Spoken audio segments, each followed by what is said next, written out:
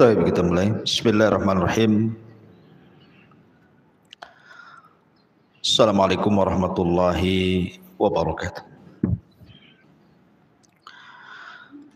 Alhamdulillah wassalatu wassalamu ala Rasulillah wa ala alihi wa sahbihi wa mawalah.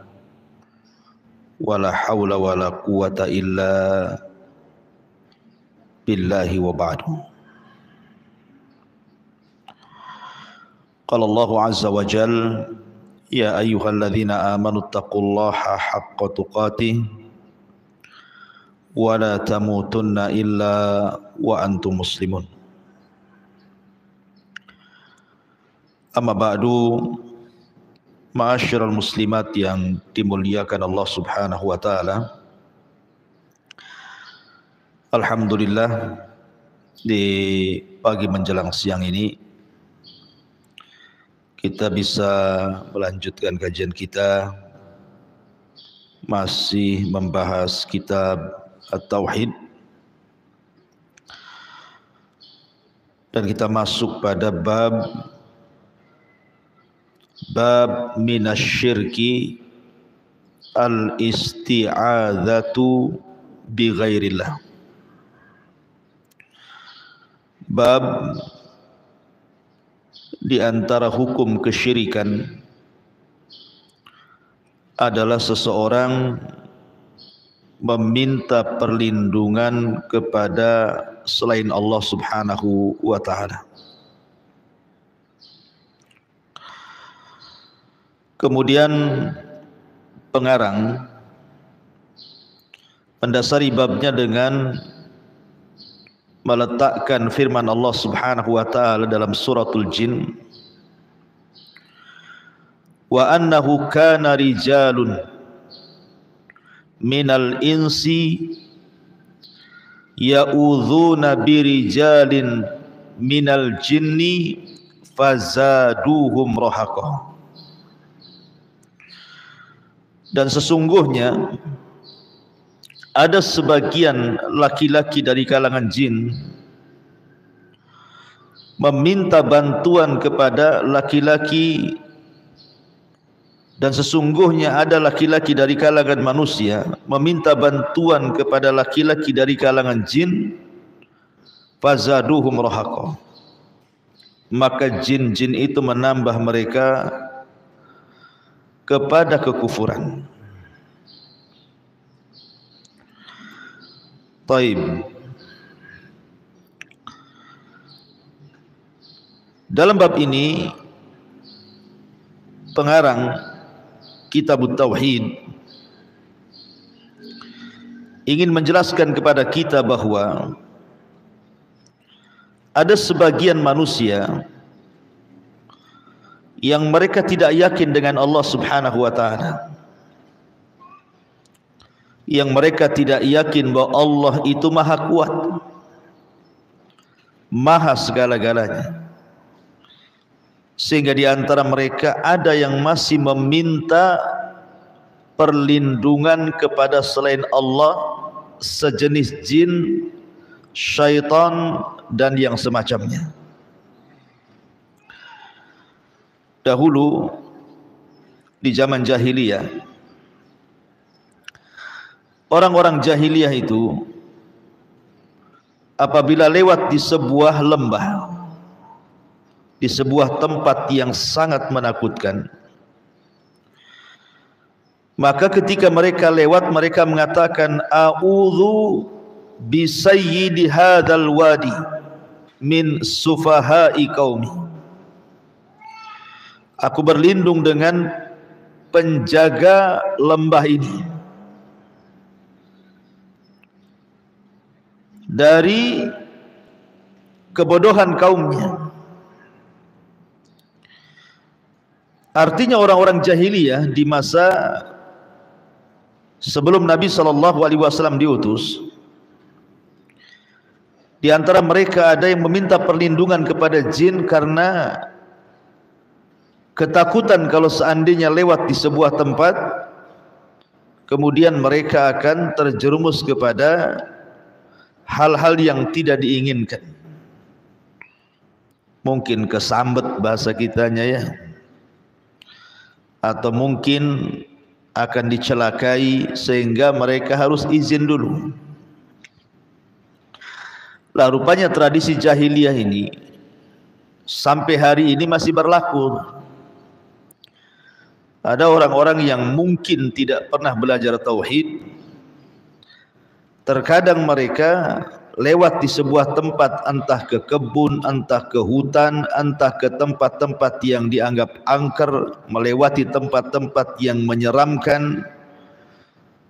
Terkadang bukannya dia berlindung kepada Allah dengan membacakan a'udzu bikalimatillahi tammati min syarri ma khalaq, atau a'udzu billahi minasyaitonir rajim, atau mungkin baca basmalah. Justru dia permisi kepada penjaga tempat itu agar jangan mengganggu dia. Harusnya seorang muslim atau muslimah yang bertauhid tidak seperti itu, karena Nabi SAW itu datang dengan agama yang lengkap. Sampai-sampai kalau seseorang lewat di tempat tertentu saja ada bacaannya. Tidak perlu kemudian kita meminta perlindungan kepada selain Allah Subhanahu wa taala. Ma'asyiral muslimat yang dimuliakan Allah Azza wa Jalla, salah satu jenis orang meminta kepada selain Allah adalah orang-orang yang datang ke dukun. Dukun itu Bu, baik sifatnya tukang ramal, ataukah tukang santet dan tenung, ataukah dia ahli nujum dan yang semacamnya.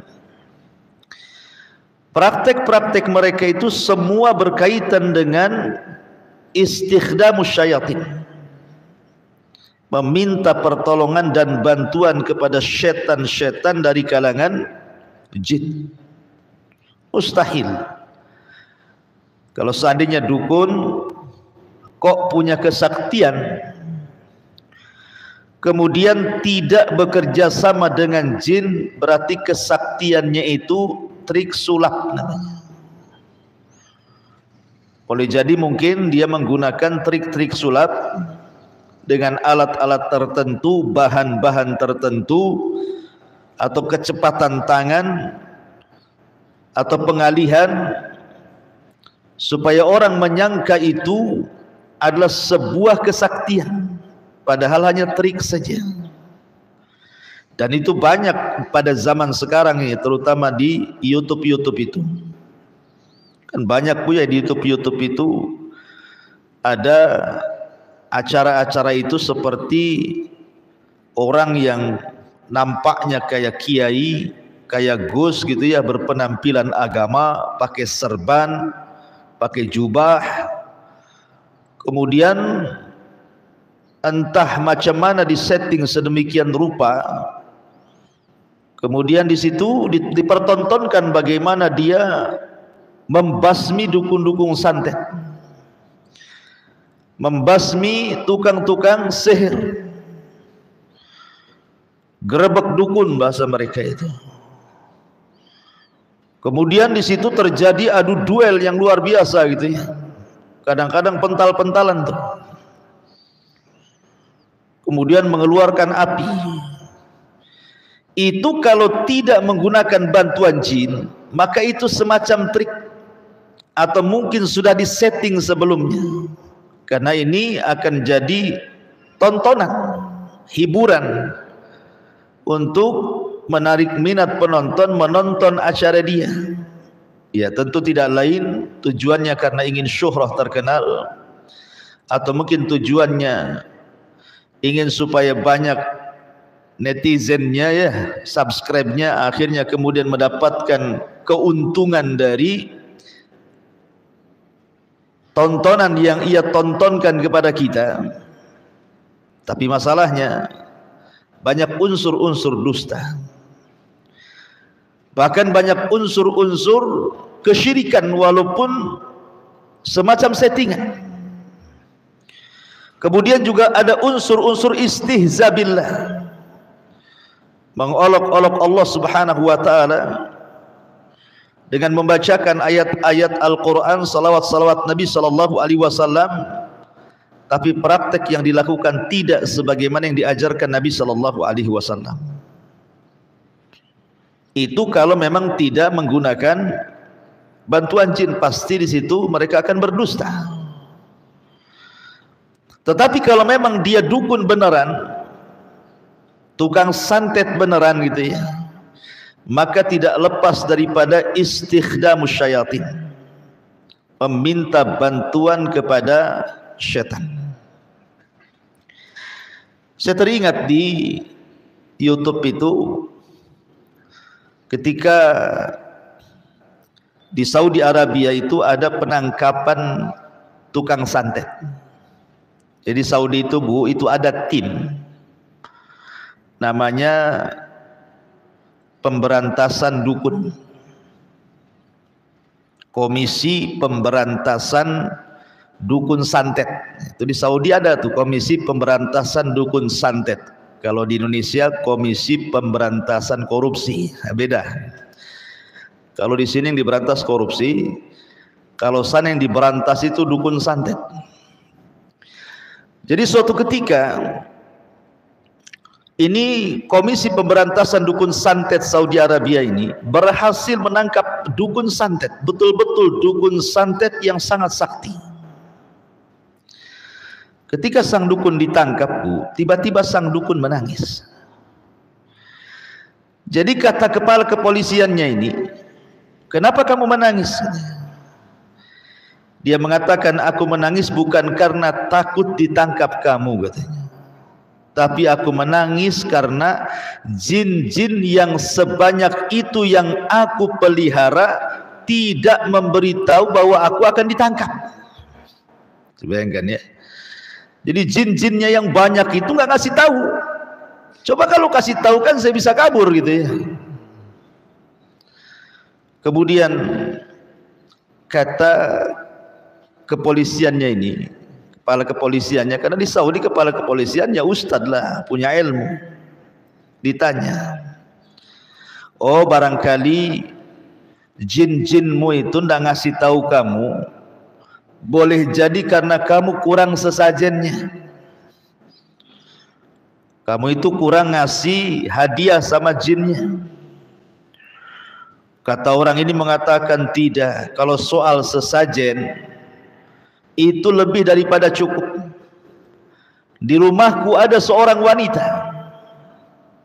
Maksudnya seorang wanita di sini bukan hanya melakukan perzinahan saja, tapi lewat di atas perzinahan lagi. Apa itu? Selain wanita ini digunakan untuk melampiaskan nafsu seksualnya, tapi ada perkara yang jauh lebih dahsyat dibandingkan dosa zina. Apa itu? Kalau wanita ini sedang haid, maka darah haidnya itu akan diambil, kemudian digunakan untuk menulis ayat kursi. Bayangkan menulis ayat kursi dengan darah haid, naudzubillah. Ini kan pelecehan. Pelecehan, istihza, mengolok-olok dan kurang ajar terhadap Allah Subhanahu wa taala. Dan kenapa pula ayat kursi yang ditulis dengan darah haid? Karena memang ayat itu yang ditakuti mereka, maka mereka hendak menghinakannya. Jadi orang ini mengatakan, "Tidak, kalau soal sesajen saya paling paham dengan apa yang dikehendaki jin-jin saya," katanya. Ma'asyiral muslimat yang dimuliakan Allah Subhanahu wa taala. Kemudian sang polisi ketika itu mengatakan, "Oh, boleh jadi kalau memang sesajenmu sudah cukup, mungkin ada yang kurang." Tapi sebelum kemudian Pak polisi ini menanyakan lebih lanjut pertanyaan kepada dukun itu sempat menawarkan diri dan mengatakan, "Wahai Pak polisi, kalau engkau mau, kita bekerja sama. engkau kan ditugaskan sebagai komisi pemberantasan dukun. Saya akan kasih tahu dukun-dukun dengan pertolongan jin-jin saya. Engkau tinggal nangkap saja dukun-dukun se-Arab Saudi. Jadi dukun-dukun ini memancing polisi dan mengatakan, Pak, Bapak tidak usah susah-susah nangkap dukun. Saya kasih tahu dukun se-Arab Saudi ini kerjasama dengan saya. Tetapi sang polisi mengatakan, a'udzubillahi minka, aku berlindung kepada Allah dari kamu. Orang seperti kamu aku harus bekerja sama? Tidak. Orang seperti kamu aku bekerja sama? Tidak, karena bisa saja berdusta. Jin-jin yang digunakan referensi ataupun kerjasama dukun dengan mereka itu, mereka para pendusta. Bisa saja memberikan informasi yang jahat, informasi yang salah, dan begitu seterusnya. Makanya kata Pak polisi ini, demi Allah aku berlindung kepada Allah untuk bekerja sama dengan orang seperti ini. Kemudian baru sang polisi mengatakan, kenapa engkau ditangkap? Dan jin-jinmu tidak memberitahu bahwa engkau akan ditangkap. Boleh jadi ini hadiah doa-doa orang yang kau santet itu. Boleh jadi ini doa-doa orang yang kau santet. Mereka orang-orang yang kau santet itu adalah orang yang dizalimi, keluarganya dizalimi. Sementara Nabi SAW mengatakan, fattaqi da'watal madlum fa innahu bainahu wa bainallahi fa innahu laisa bainahu wa bainallah hijab. Kata Rasul, hati-hati dari doa orang yang kau zalimi, karena doanya orang yang dizalimi antara dia dengan Allah Subhanahu wa taala tidak ada penghalang. Antara dia dengan Allah tidak ada penghalang. Artinya akan melesat langsung ke langit. Tidak ada penghalang antara dia dengan Allah Subhanahu wa taala. Walaupun orang yang dizalimi itu orang kafir, Allah tetap akan menolongnya, bukan karena kekafirannya, tapi karena dia di pihak orang yang dizalimi. Dan kezaliman tukang santet, kezaliman para dukun tukang tenun itu sudah melampau. Karena ketika mereka menyihir orang yang mereka sihir, terkadang orang-orang yang disihir itu, Bu, bisa sakit berkepanjangan, sehingga dia tidak bisa mengalami hidup normal layaknya manusia, karena dia harus menahan sakit terkadang bertahun-tahun. Bahkan tidak jarang kemudian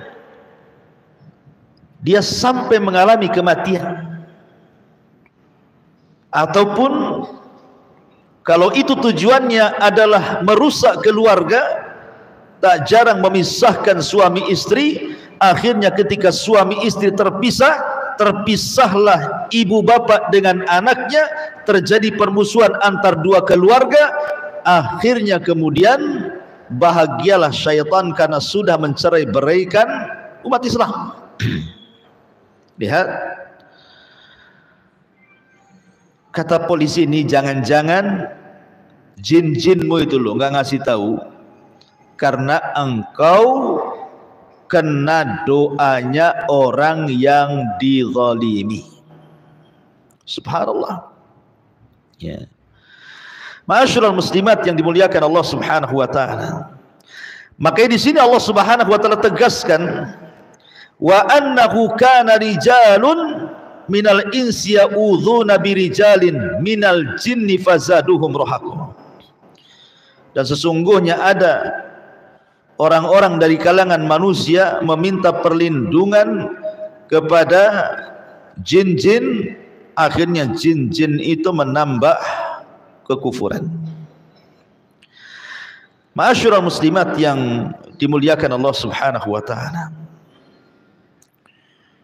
berlindung kepada syaitan, berlindung kepada jin, berlindung dari godaan syaitan dan jin itu adalah perintah Allah. Kita disuruh berlindung kepada Allah dari mereka. Makanya Allah Subhanahu wa taala berfirman, wa imma yanzaghannaka minasyaitani nazghun fasta'idz billah innahu sami'un alim.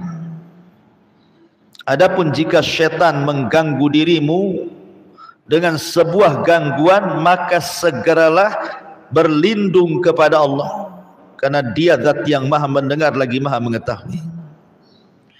Dalam ayat yang lain, wa qur rabbi a'udzubika min hamazati syayatin wa a'udzubika rabbi an yahdurun. Katakan ya Muhammad, ya Rabb, aku berlindung kepadamu dari kejahatan-kejahatan syaitan dan kehadiran-kehadiran syaitan. Dan Allah juga mengatakan, qul a'udzu birabbil falaq. Aku berlindung kepadamu ya Rabb, aku berlindung dengan Rabb pemilik falak. Dari apa? Min syarri ma khalaq, dari keburukan yang kau ciptakan, termasuk jin-jin yang jahat itu, yang mereka menebar kejahatan di malam hari. Min syarri ghasiqin idza waqab, apabila malam sudah menutup. Artinya perintah berlindung kepada Allah dari kejahatan syaitan dan jin itu sebuah ibadah.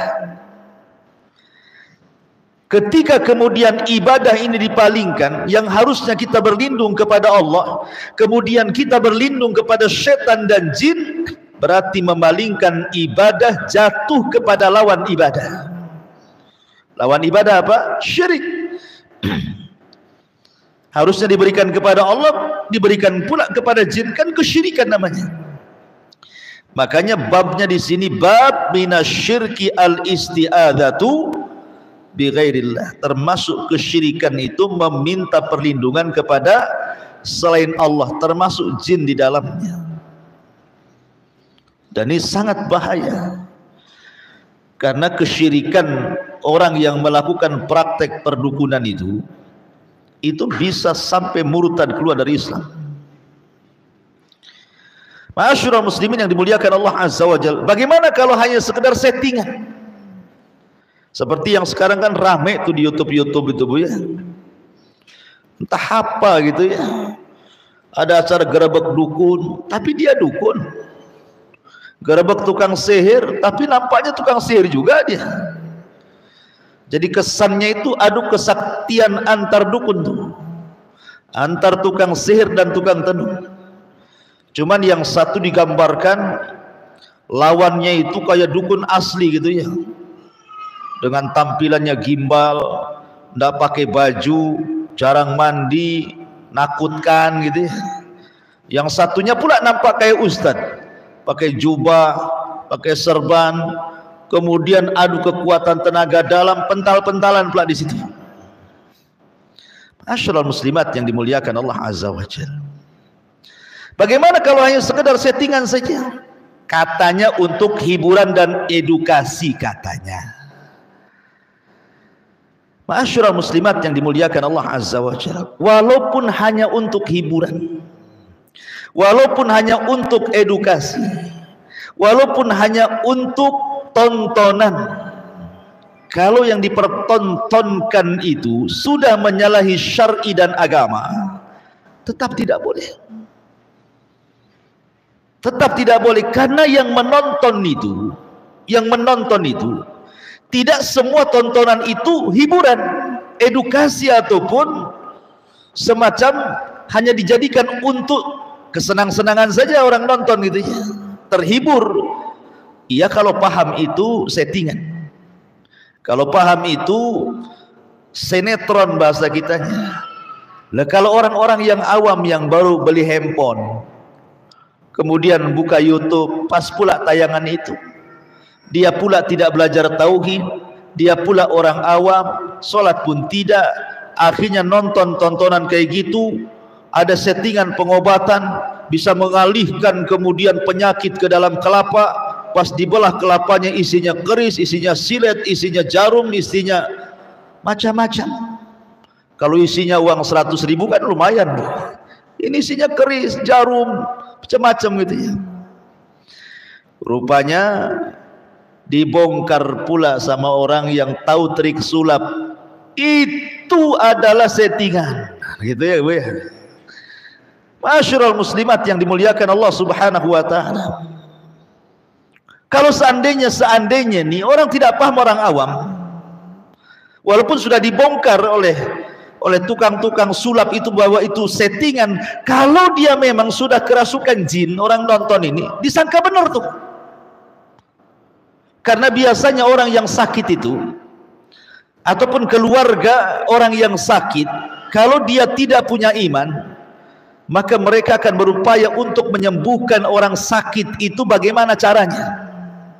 Karena jin itu lebih dekat kepada orang sakit dibandingkan orang sehat.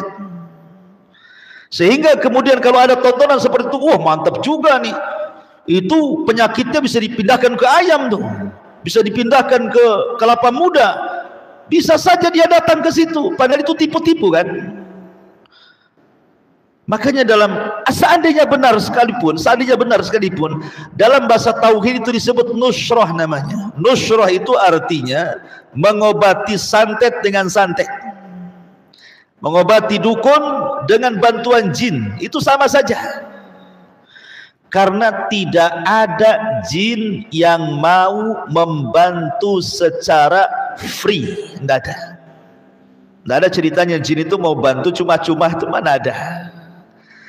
Jin itu kalau mau bantu pasti bayar.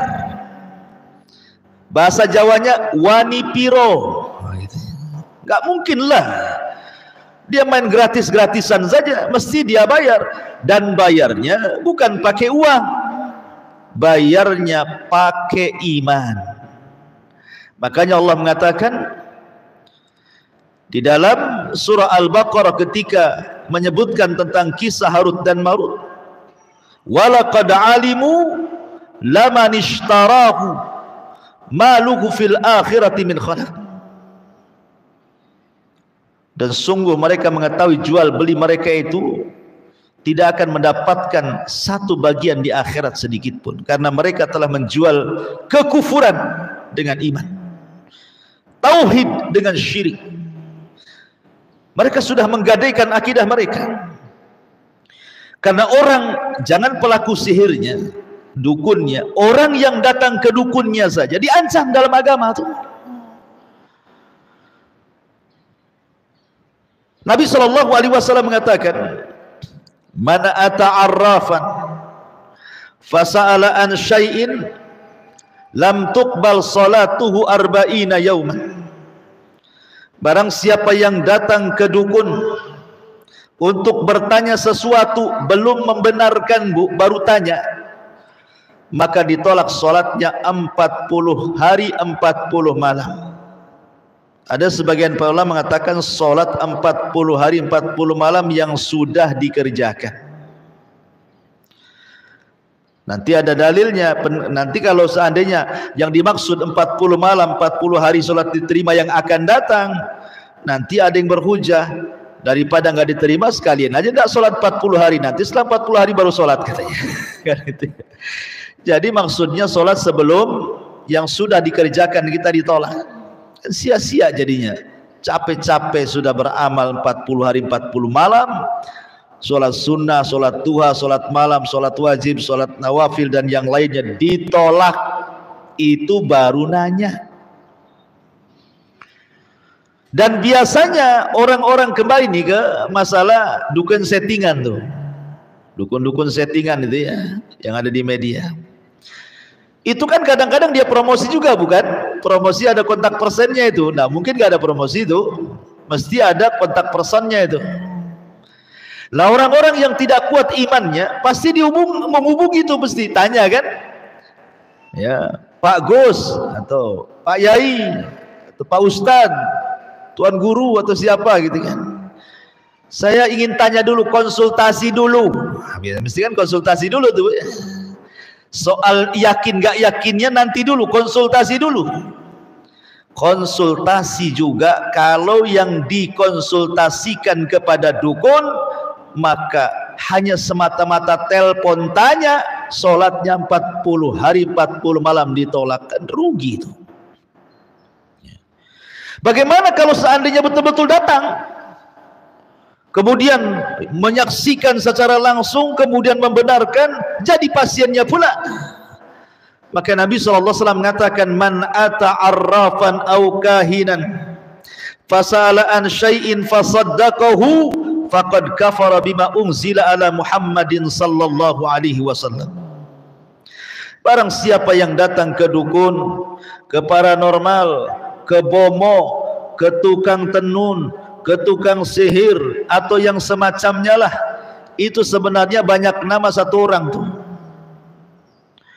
Kemudian dia bertanya, membenarkan pula, meyakininya, maka dia telah kufur dari syariat Islam, telah kufur dari ajaran Muhammad sallallahu alaihi wasallam, karena dia ikut bekerja sama, wala ta'awanu 'alal itsmi wal udwan.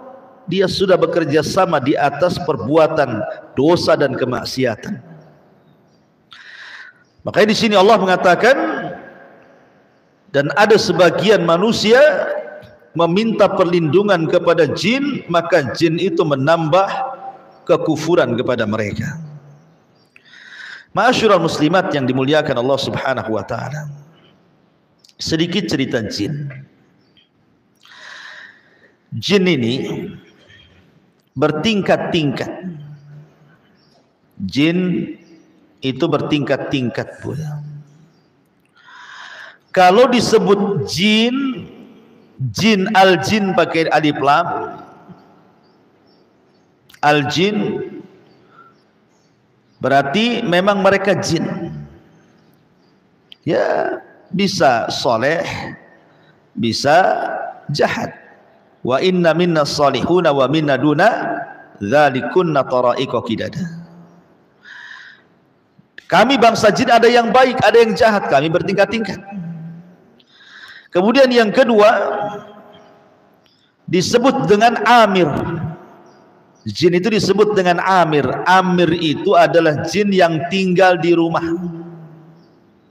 Setiap rumah itu ada jinnya, Bu. Makanya saya heran kalau ada orang datangkan pemburu hantu, Ghostbuster ya, pemburu hantu, pakai jubah, pakai serban, kemudian didatangkan ke rumah. Pak Ustadz, bisa nggak ke rumah ngeruqyah rumah saya? Nampaknya takut saya di rumah ini. Kata pemburu hantu, wow, di rumah kamu banyak jin. Ya memang di rumah kita ada jinnya. Nggak perlu dia ngomong di rumah kamu banyak jin. Memang di rumah kita banyak jin. Makanya kenapa kita masuk kamar mandi saja kita disuruh mengucapkan supaya berlindung minal khubthi wal khaba'is. Khubthi itu artinya jin yang jahat laki-laki, khaba'is itu artinya jin perempuan yang jahat yang ada di kamar mandi. Jadi di rumah orang itu banyak jin. Ada jin yang memang masuk karena diundang oleh pemilik rumah, seperti karena pemilik rumahnya tidak pernah baca basmalah kalau makan, kalau masuk tidak pernah pakai basmalah, tidak pernah salam, ya kan? Kalau berhubungan tidak pernah berlindung dari setan. Ya tiap hari lah rombongan jin ada di situ, bahkan nginap pula di rumah situ. Jadi ada jin itu namanya amir, jin-jin yang ya tinggal bersama manusia. Terkadang mereka kalau jahat mereka menakut-nakuti orang rumah. Seperti ibu lagi tidur di kamar, jinnya pula nyentuh-nyentuh kaleng kongguan di dapur, Bu. Jatuh pula lah kaleng kongguan tuh. Apa enggak terperanjat ibu lagi bangun tuh? Bangun kan, Bu ya? Langsung bulu kuduk merinding. Rupanya sampai dapur anak kucing yang nyenggol. Tapi memang jin itu dia mencari media dalam rumah kita untuk menakut-nakuti kita. Terkadang dengan suara, terkadang dengan gorden, Bu. Gorden digoyang-goyang dia, ya kan? Ibu langsung takut. Padahal kaca lupa ditutup, angin pula masuk gitu ya. Kemudian jin pula masuk di media goyang-goyang itu. Takutlah kita jadinya kan. Atau lewat bayang-bayang, atau lewat suara angin. Jadi jin itu dengan berbagai macam usaha dan upaya dan media apapun yang bisa menakut-nakuti kita di rumah itu dia akan gunakan. Karena memang mereka suka iseng, suka nakut-nakuti kita. Kita tidak perlu takut, kata Nabi SAW. Kalau seandainya kita lewat kepada sebuah tempat yang menakutkan, baca basmalah dan jangan pedulikan. Ibu bangun, pengen ke kamar mandi, gelap pula gitu ya. Gak usah pedulikan, kalau takut basmalah langsung ke kamar mandi. Gak usah dipedulikan. Jangan pula disorot-sorot. Apalagi sampai ngajak dialog, hei di dapur siapa itu? Gak perlu, baca bismillah dah ya. Kemudian yang ketiga, ada disebut arwah. Jin itu disebut arwah, dan ini biasanya jin-jin yang mengganggu anak-anak. Makanya Rasul mengatakan jangan mengeluarkan anak-anak di waktu maghrib, karena itu tempat bermainnya setan ya, tempat bermainnya setan. Jadi ada namanya jin itu disebut arwah. Ada jin itu disebut syaitan. Kalau dia jahat, makin menyimpang dari perintah Allah, maka disebut syaitan. Dan kalau seandainya kejahatannya meningkat, disebut marid. Dan kalau meningkat lagi disebut ibrit, bawahannya iblis. Itu nama-nama jin ya. Jadi memang jin itu memang seperti itu, menyesatkan manusia, mencari-cari korban supaya manusia berlindung kepada dia. Tentu tidak lain untuk menambah kekufuran. Ma'asyiral muslimat yang dimuliakan Allah Azza wa Jalla, jin juga mereka hadir di tempat-tempat tertentu dan di waktu-waktu tertentu. Untuk apa? Menggoda kita. Seperti umpamanya jin jahat itu mereka hadir ke masjid juga, Bu. Tetapi bukan untuk sholat, terkadang untuk mengganggu orang sholat ya. Jadi jin yang ke masjid itu dia ditugaskan untuk mengganggu orang sholat. Makanya kenapa Nabi SAW mengatakan, idza nudiya bis salati adbara syaitan wala hudurah hatta la yasma al adhan fa idza qudiya akbar. Apabila azan dikumandangkan untuk sholat, maka setan itu pergi dari masjid sampai terkentut-kentut bahasanya. Bunyi kentutnya seperti apa? Ya wallahu a'lam. Apa seperti kentut ibu? Ya tidak tahu. Yang jelas dia pergi dari masjid terkentut-kentut bahasanya. Durat itu kentut yang ada ledakannya. Itu namanya durat dalam bahasa Arab ya. Kalau fusa itu kentut yang nyaris tak terdengar. Jadi setan itu, jin itu kalau terdengar azan, maka dia lari dari masjid sambil terkentut-kentut. Cuman kan nggak kedengaran aja kentutnya itu. Kalau selesai azan balik lagi dia, balik lagi itu. Dan apabila dikomatkan, kata Nabi SAW, maka dia pergi lagi. Apabila sudah selesai komat, datang lagi. Jadi memang mereka tidak suka mendengar azan dan tidak suka mendengar qomat. Setelah mereka tidak mendengar qomat, manusia sudah tegak solat, akbal, maka dia datang lagi. Hatta yahdura, hatta yakhtura bainal mar'i wa nafsihi. Kemudian dia masuk ke pikirannya orang yang sholat, ke otaknya orang yang sholat, kemudian memberikan was-was, udhkur kada malam yakun yadhkur hatta yadhilla rajulu la yadri kam sholat. Akhirnya kemudian setan masuk ke otak kita, kemudian diberikan was-was, ingat ini, ingat itu, padahal ketika sebelum sholat tidak ingat. Ketika sholat, astagfirullahaladzim, ini kan hari ini undangannya si Anu tuh. Ingat dia. Ya.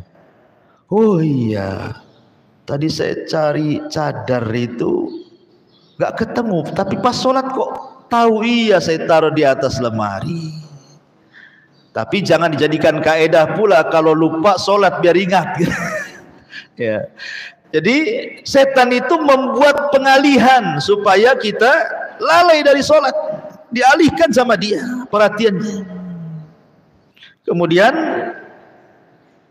sampai dia lupa berapa rakaat karena mikir perkara yang dicari di luar sholat, tidak ketemu dalam sholat pula terbayang, lupa berapa rakaat. Nah, ini setan ini memang begitu, Bu.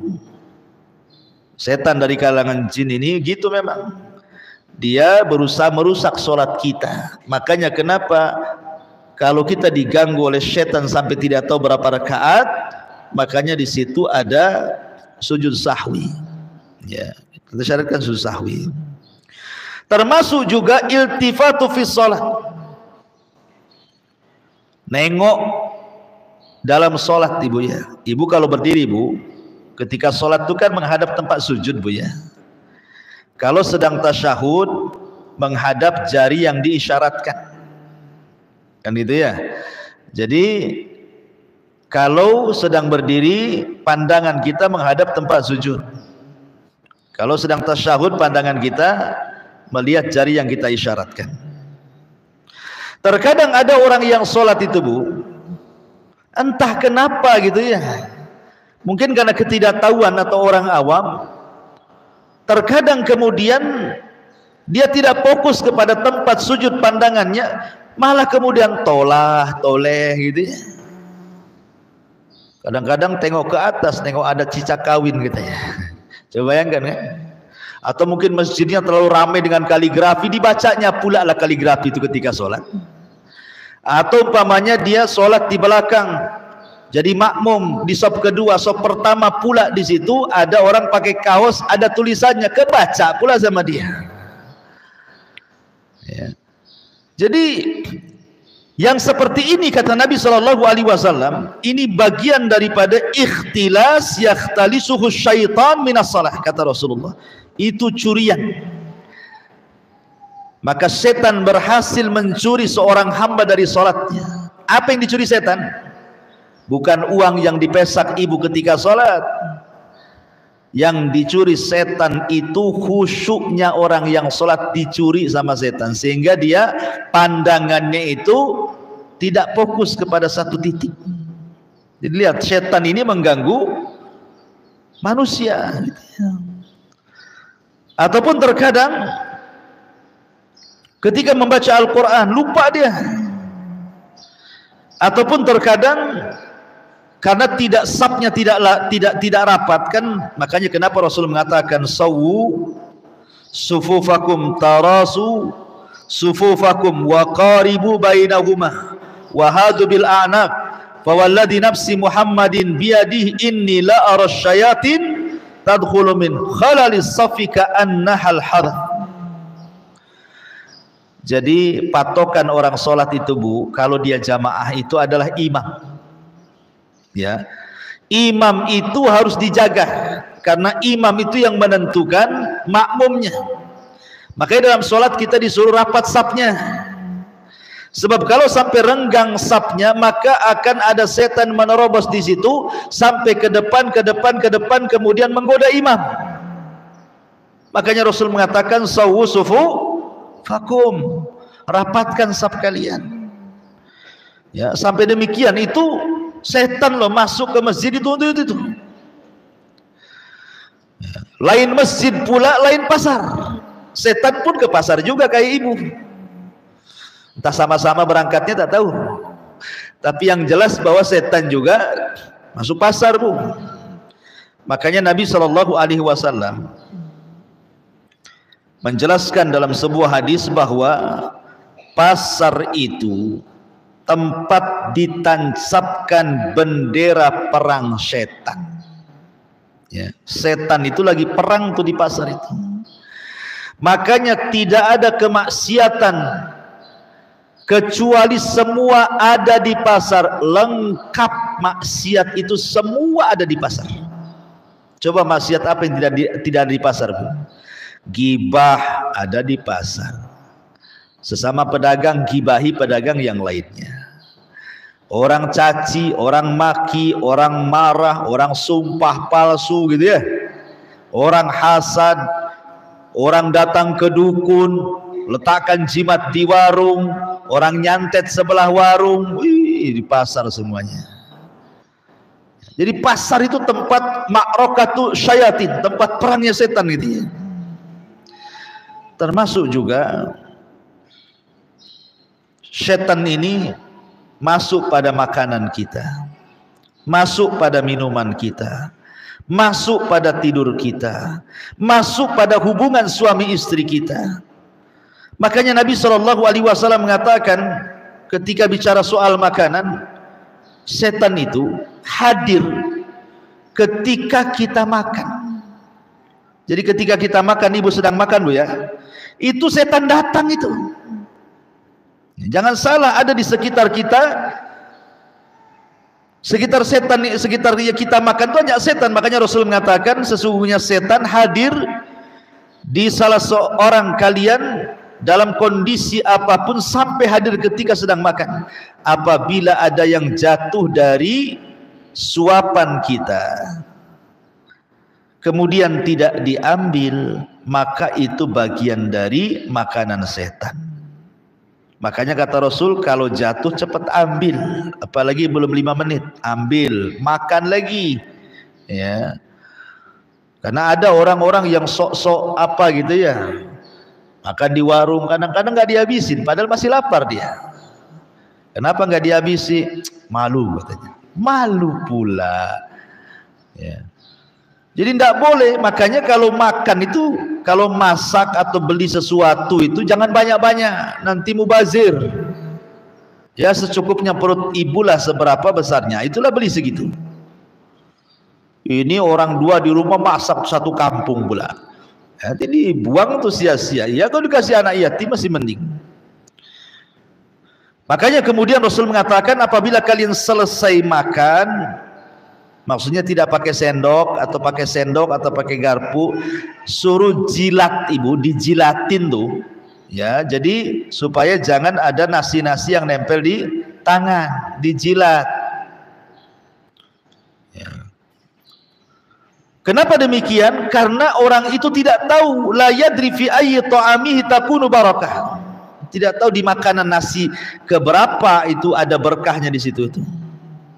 Ini ketika bicara makanan. Ketika bicara minuman juga sama. Orang yang ketika minum dia tidak membaca basmalah gitu ya, kemudian dia berdiri, maka sesungguhnya dia telah minum bersamanya setan. Termasuk orang tidur. Setiap orang tidur itu diikat tengkuknya 3 ikatan. Makanya kita disuruh bangun di pagi hari sebelum subuh. Kalau dia bangun kemudian membaca doa alhamdulillahilladzi ba'dama amatana wa ilaihin nusyur, hilang 1 ikatan. Kalau dia wudu, hilang 2 ikatan. Kalau dia sholat, hilang 3 ikatan. Berarti paginya dia semangat hidup, jiwanya bersih. Tapi kalau tidak, maka paginya pemalas, jiwanya kotor. Kemudian setan juga biasanya masuk pada orang marah tuh, Bu. Ibu kalau lagi marah jangan salah, Bu, itu setan masuk tuh. Ya, makanya kalau lagi marah itu banyak-banyak ta'awudz. Kalau ibu lagi marah berdiri, duduk kata Rasul. Kalau masih marah juga duduk, baring. Kalau masih marah juga baring. wudu. Kalau masih marah juga wudu, sholat. Kalau masih juga sholat, ya memang ibu ini pemarah memang. Udah ini nggak bisa juga kan itu. Ya. Minta berlindung kepada Allah Azza wa Jalla. Dan kamar mandi ataupun kita sedang berhubungan, kita disuruh untuk berlindung. Jadi di sini mu'alif rahimahullahu ta'ala dalam kitab Tauhid juga mengajarkan kepada kita pada pendalilan yang kedua. Beliau mengatakan an Haulah ibn Hakim qalat, dia mengatakan sami'tu Rasulullah sallallahu alaihi wasallam yaqul, Rasulullah SAW bersabda, man nazala manzilan, barang siapa yang singgah di sebuah tempat, faqala, dan dia mengatakan a'udzu bikalimatillahi tammati min syarri ma khalaq, aku berlindung dengan kalimat-kalimat Allah yang sempurna dari keburukan yang ia ciptakan, lam yadhurrahu syai'un hatta yartahila min manzilihi dzalik, maka tidak akan memudaratkan sedikit pun sampai dia berpindah dari tempat itu. Rawahu Muslim. Intinya berlindunglah kepada Allah Subhanahu wa taala dari setan yang terkutuk. Wallahu a'lam. Sampai di sini. Subhanakallah bihamdika asyhadu an la ilaha illa anta astaghfiruka wa atubu ilaik. Allahu ta'ala alam. Assalamualaikum warahmatullahi wabarakatuh.